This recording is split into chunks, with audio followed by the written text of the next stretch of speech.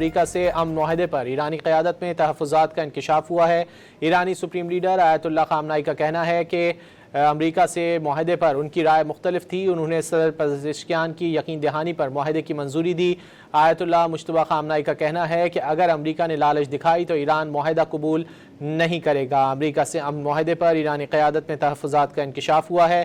ایرانی supreme leader آیت اللہ مجتبیٰ خامنائی کا کہنا ہے کہ امریکہ سے معاہدے پر ان کی رائے مختلف تھی۔ انہوں نے صدر پزشکیان کی یقین دہانی پر معاہدے کی منظوری دی۔ آیت اللہ مجتبیٰ خامنائی کا کہنا ہے کہ اگر امریکہ نے لالچ دکھائی تو ایران معاہدہ قبول نہیں کرے گا۔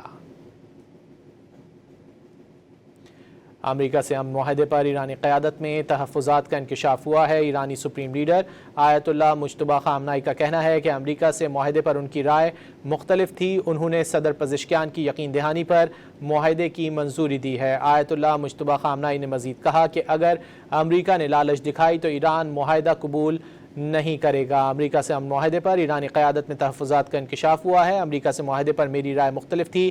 ایرانی سپریم لیڈر کی جانب سے کہا گیا ہے کہ صدر کی یقین دہانی پر معاہدے کی منظوری دی۔